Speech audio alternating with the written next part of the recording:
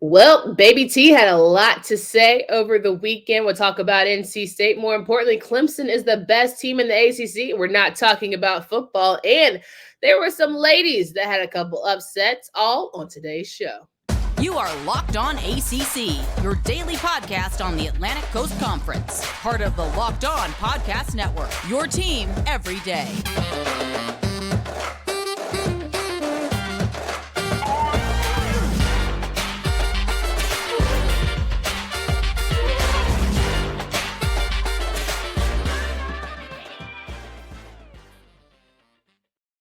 What's up, everybody? Welcome to today's edition of Locked On ACC. I'm your host, Candace Cooper, joined by Kenton Gibbs of Locked On Wolfpack. Each and every day, you can find us here at Locked On ACC, wherever you listen to podcasts, as well as our YouTube channel. We are on the road to 1,000. We went up about 6 subscribers over the weekend, which, you say, oh my gosh, just 6. But hey, every little bit counts. We are so close to 1,000. I can feel it coming, and it all helps by you hitting that subscribe button for us. So let's do that. As we talk through the weekend, we're going to talk and cover some basketball conversations as well from the men and women's side and who might just be the best teams respectfully in the ACC. Kenton, how are you feeling? How was the weekend? It was a great weekend. I didn't get to see my Lions play in the playoffs. We just barely missed it.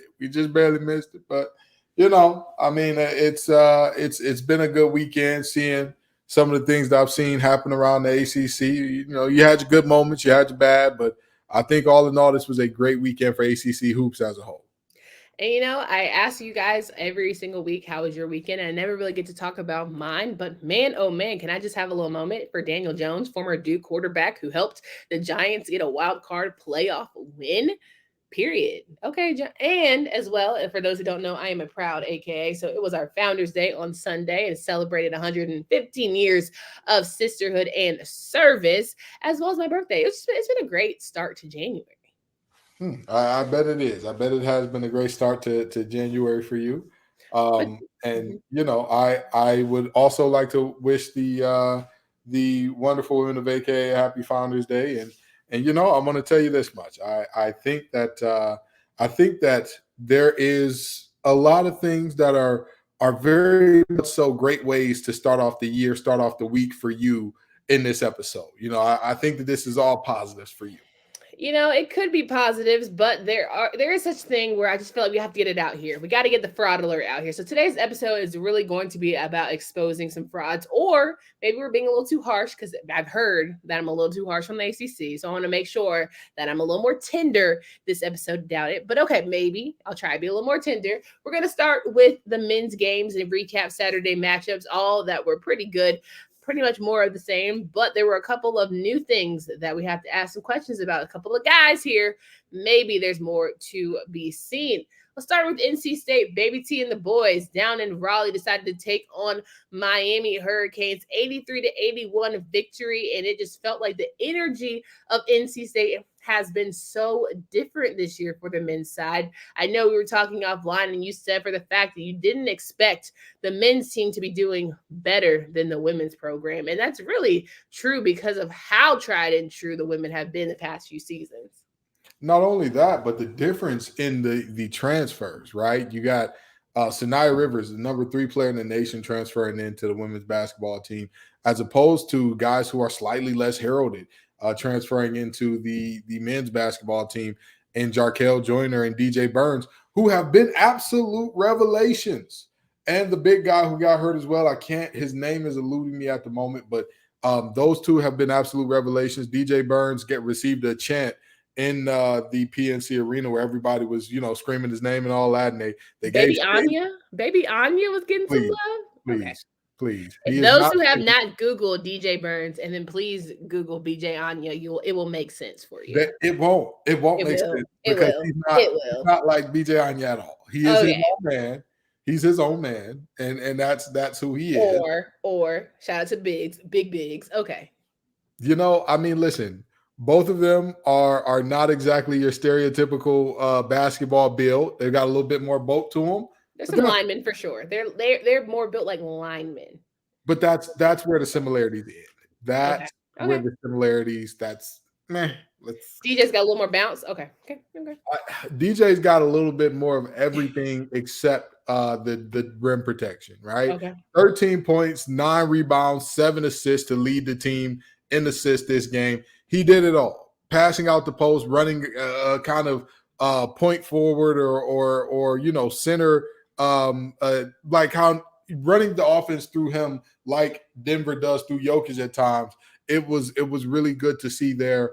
And I'm going to tell you this. I know that Miami is supposed to be the first team that we talk about as far as are they frauds or not.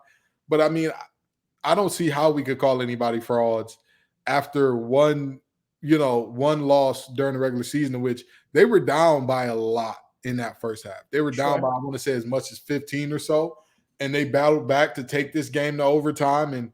And I don't know how you call them frauds, but this was a very, very good game by NC State, and it was a game that I think puts not only the rest of the country, but definitely the ACC, if they thought that they weren't legit after the upset of Duke, after beating Virginia Tech at Virginia Tech. If you thought they weren't legit, well, congratulations. This game may have proven you wrong a little bit. 100%. And when we're talking about frauds, definitely don't feel like Miami's a fraud because Isaiah Wong still put up 25 points, right? Miller had 13. It wasn't like your stars weren't doing what they needed to do. They don't have the deepest bench in the world. And even those guys were giving all they got, right? So it was definitely Miami doing the best that they could with what they had. The energy of NC State certainly shifted things. But I will say, talk about Baby T and his post-game responses towards North Carolina and Duke and sort of being that third sister that everyone really forgets about in the triangle, but shouldn't, because there is a lot of historic goodness when it comes to NC State basketball. Can you touch on that just for a bit? And I want to talk about that for a minute because I want to read the clarification of what he said in there. And because so many people like to look at the clip, look at the excerpt, look at the moment, and they don't really like to add context to it. And so I want to add the context of what Jaquavian Smith was saying here. He said, I feel like there's other colleges in North Carolina that feel like they're better than us because they wear blue, but I just want you to know that you can come here too. They have the same stuff we do. They just have different courses. Now, of course, the courses thing, alluding to the whole fake class scandal and all that good stuff, sure. But what's crazy about that is, how old were you when that even happened, my guy? Respectfully, like, I understand you've grown into and probably were told about these things, but you were maybe 10 when that went down. Like, relax. I mean, listen, I'm not disagreeing with you there, but what I will say is this: at the end of the day, he clarified his comments and really, further got into what he meant there and said, my point is, and this is directly from his Twitter, my point is you can go anywhere and hoop, regardless of history or anything else. What impact are you going to have when it's your time? All that history don't matter. What legacy are you as a player going to leave? And I mean, I couldn't find a problem with that.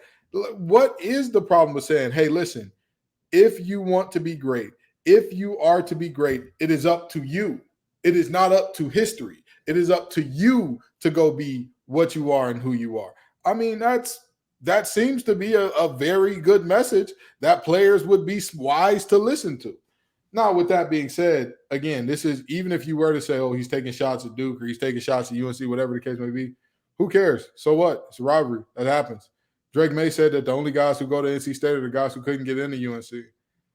Fun fact. That's the thing, though. I love a little spice. I have no problem with guys actually buying into and selling the whole idea of rivalries, because that's what makes it more fun. That's what sells you tickets. That's the whole marketing side of it, to make people get butts in seats to see popcorn-ready activity. And at the end of the day, if Baby T is all hot as fish grease right now, he has every right. Beating Duke, beating Miami, and knowing that this is an unstable North Carolina team, like, come on, guys. I get fandom is going to make you a little get nutty and like, oh, we're going to go back to the past and try running resumes in people's faces. But what we're hearing now, if we talk about triangle teams, NC State is clearly the hottest one. Who was it? Was it Paul Abdul that said, "What have you done for me lately"? Who was that? Janet Jackson. Janet Jackson. Close, but off. Anyway, no, don't disrespect Janet ever in your life like that again. They're close. They're close. They were making hits at the same time. That was Janet Jackson was making hits since she was like 4.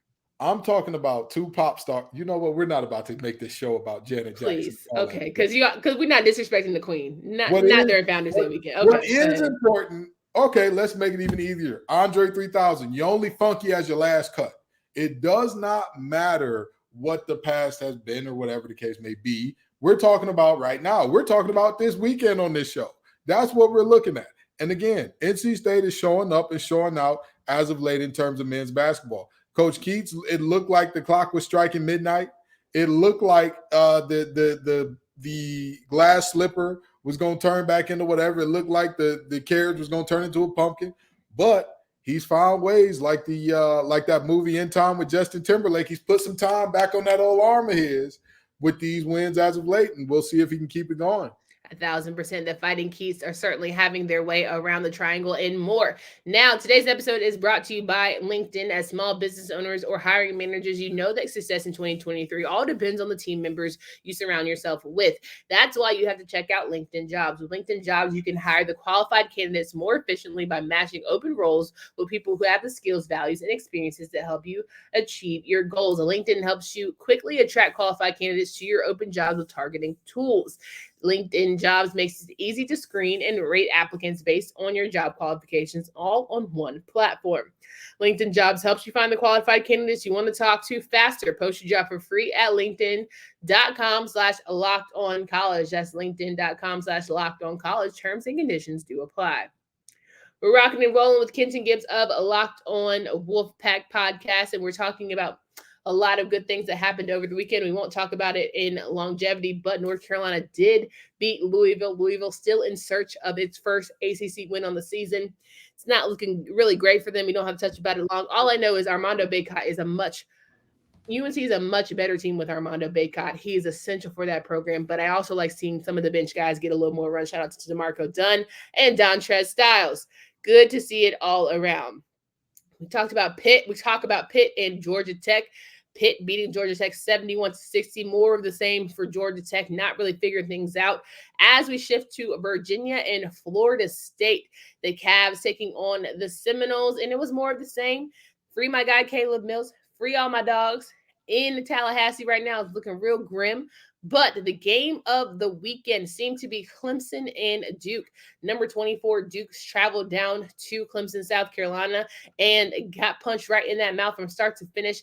Clemson telling us that they are the best team in the ACC when it comes to basketball, because I know y'all had that on your bingo card. A 72-64 victory for the Tigers, all led by our guy, Mr. PJ Hall, with 26 points. My goodness.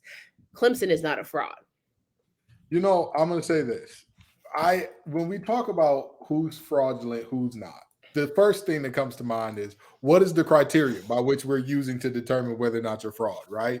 And for me personally, I'm going to say, would my personal view of are you a fraud or not would be, are you living up to, below, or directly at your expectations for the year? Because if we're talking about how many teams could realistically win the conference, then we're talking about maybe 5 teams that aren't fraudulent, maybe that, but the rest, you don't know. So would you say Duke is fraudulent? Oh, extremely.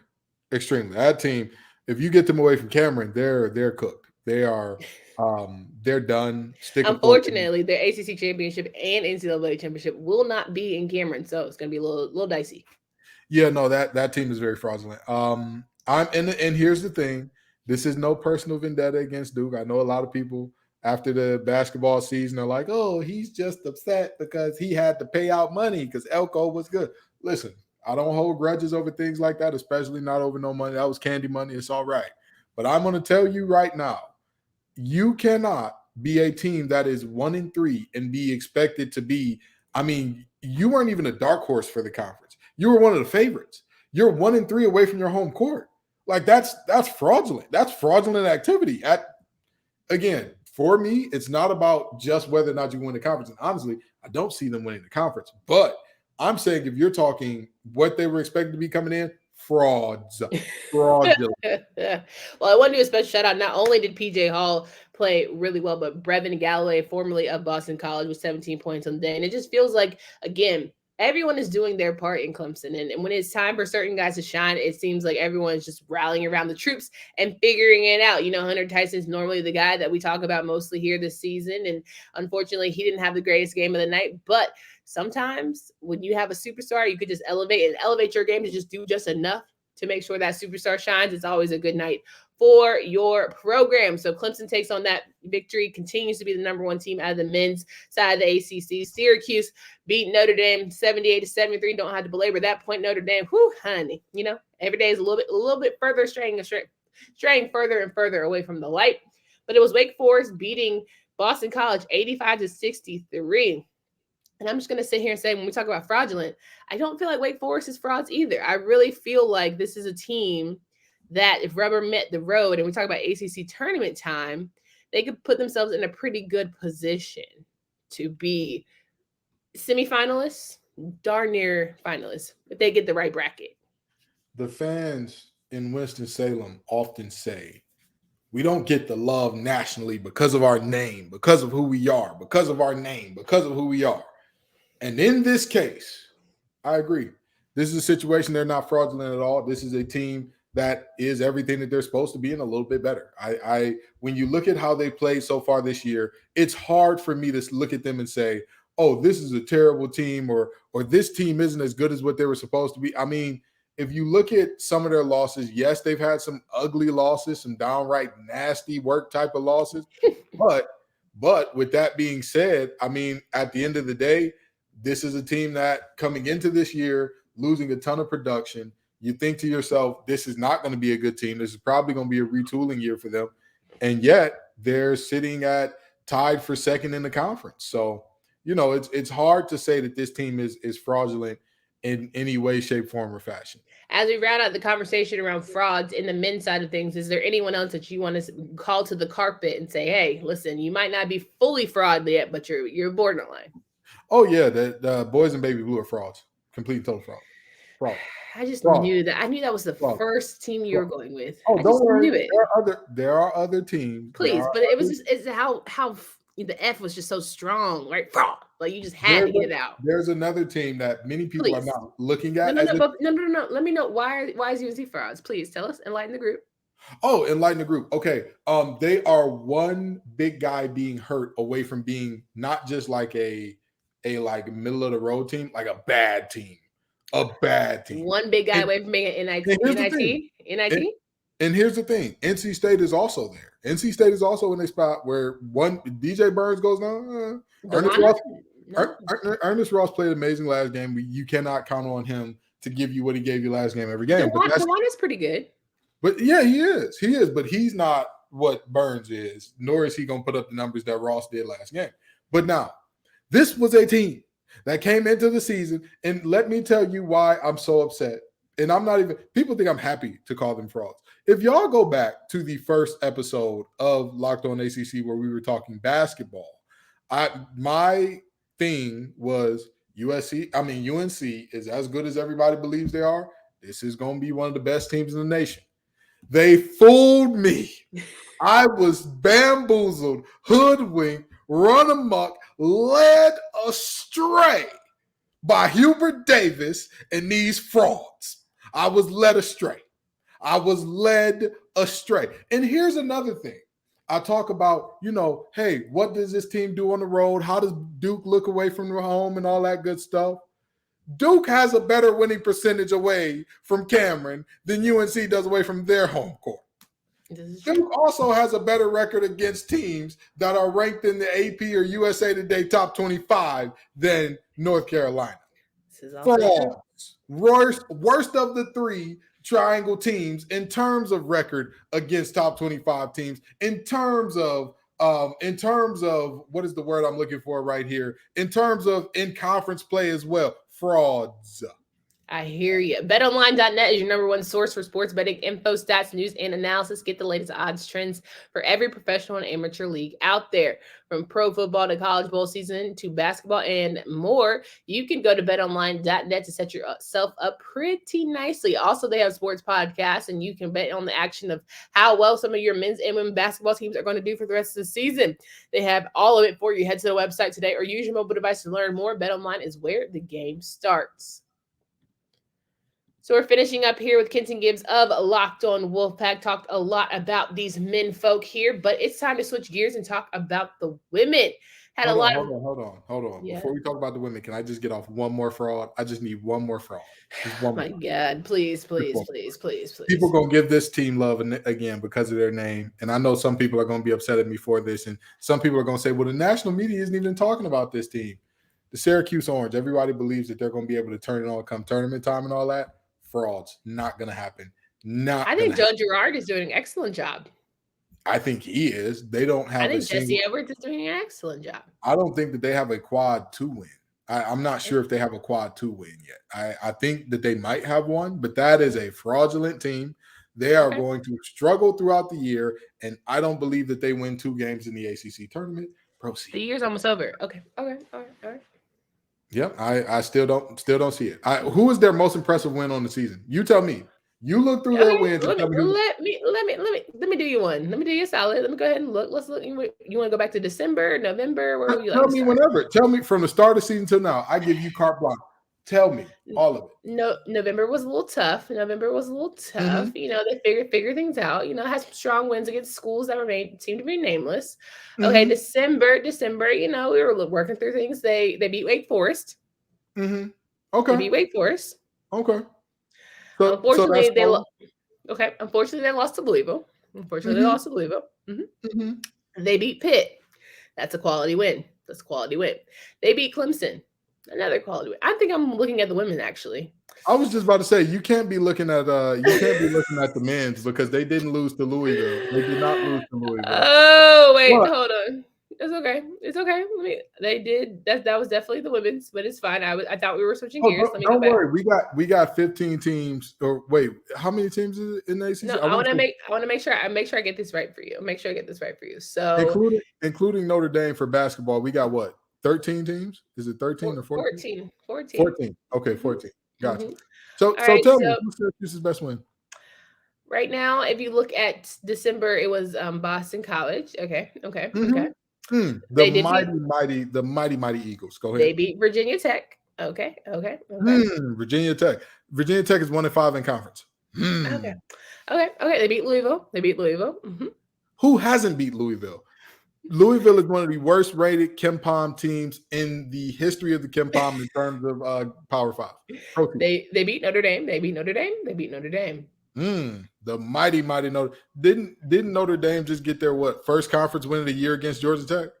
They have a strong road ahead of them for the rest of January when they face off against Miami. They had to face off against North Carolina and Virginia, to end January. So there's opportunities for quad 2.